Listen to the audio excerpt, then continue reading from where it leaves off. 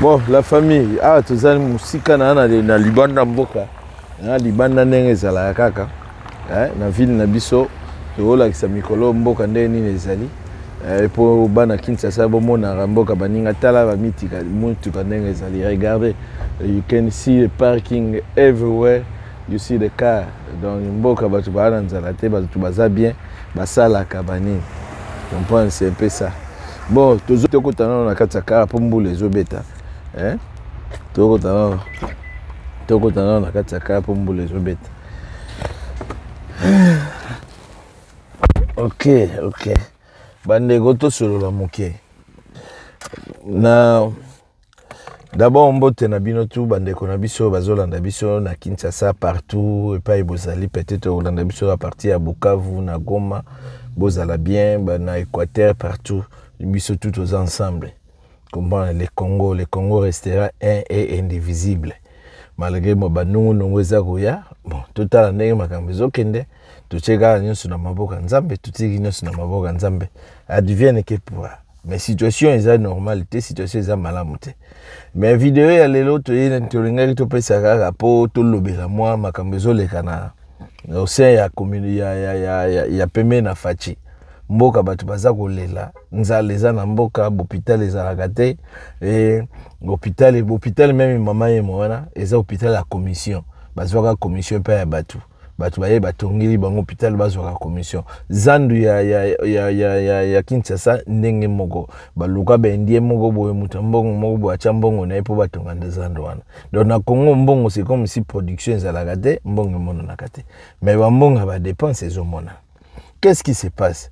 Natango na sayela kibino video na expliquer kibino likambo eza kolega et puis si pasi mundela leli alobi mais bateau baza normalité et c'est moni oui c'est pourquoi moni que bateau bazo joa gouvernement fati na sérieuxté pour bayebi bien que ba tchekula baza telemba tchekulaire pardon batondi na kati ya gouvernement na peme na fati ba miyibi na miyibi bazo yiba mbongo impossible bana souci mboka te elo ni esalami Fachi il fallait kende na forum moko na Suisse. Babengisa ki normalement ba forum anengo wana il fallait oko kende ngote zaki bien na niveau na ye. Mais tellement ba nego kima rencontre ezalaki na Addis Abeba. Oya tindaki tsunami premier ministre na ye po Kagame azalaki kuna facha kumi okima Kagame azolinga ezo okuta na Kagame te. Neti Kagame akobete bambata bon toyebi bete. Fachi na délégation na ye bakuzui avion bakomiti na Suisse. Bakomi na Suisse kuna dépense basali kaka 6 jours. Dépense basali eza $500,000. Ata Trump asala la dépense ndenge wana te. D'ailleurs de Trump ako sala dépense ndenge wana te. Trump c'est un commerçant, businessman ako sala dépense ndenge wana te. Donc dépense moko donc elekeli na mindele. Babi memboka oyo bato oyo bazo souffrir guerre eza na mboka biso kutu ba Suisse to uti ko sangisela bango mbongo 3 millions pour totinda ba organisation na bango ya ba ONG na bango pona ko aider bato na Goma mais tala président délégation yo oyo ba politicien ba ye awa ba dépenser plus de $500,000 na 6 jours donc une semaine disons ba dépenser plus de $600,000. Bato baza na souci ya peuple te. Bato baza na souci te. Mbongo ngoyi bazo zwa pe wapi. Basali ba calcul batala boy. Oyebi ke basalaki 6 mais bazui ba chambre nana. Ba chambre bazwaki. Bazui une affaire à plus de 10 chambres. Bakene na magasin et logo bamona Western basomi montre ne basomi bi mundela zotala kaka. Mundela zo machine te ordinateur zo compter kaka. Osombe logo ordinateur konde. Osombe logo ordinateur konde. Na suka nango ba calculer mbongo sale boy. Ba bi oyebi nini?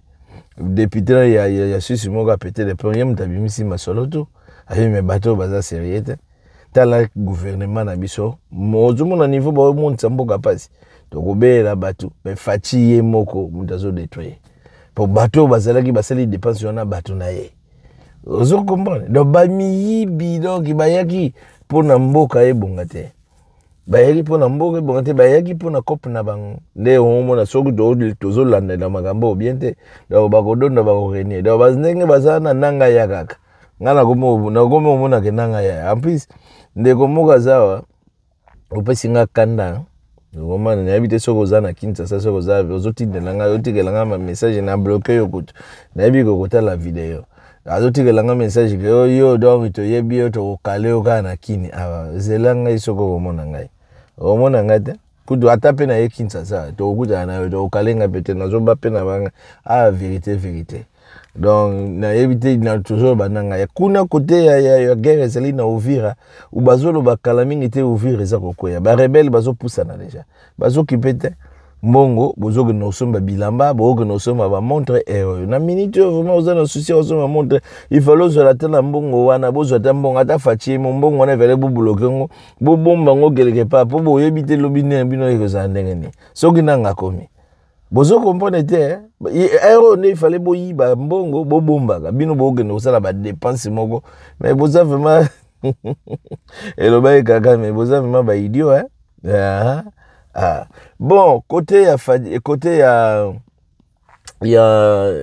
nani Nokomoto Kabila Joseph Kabila ba moni côté ya Émirats Arabes côté Émirats Arabes ni kuna akena okutana na prince ya Émirats Arabes to yebite masoloni bazo solola il paraît général moko ya américain bazala kiwana to yebite moko zoko makambo ça soit salakati ça soit longwaka lisuba ye ça soit izongeli lisuba na ndenga sima shi double lisuba longo to yebite soko yango ezo salama mais makambo ezo sileka na mboka ezo pesa mboka moko banga oyebike na minito Rwanda koti ya Uganda kuna pe kota Uvira kuna na Bunia balobi kazare wana azotalela kaka ngomane basoda Uganda babendani na bango donc na minito Kongo tikali lokola ye moko po Afrique du Sud to banaye ko se container Afrique du Sud abenda na masolo depuis kala donc to yebite fachi ya kosolola obia kosolola te akokima obia kokima te bon bana M23 balobi etikali 3 jours donc compter 4e jour lelo journal liboso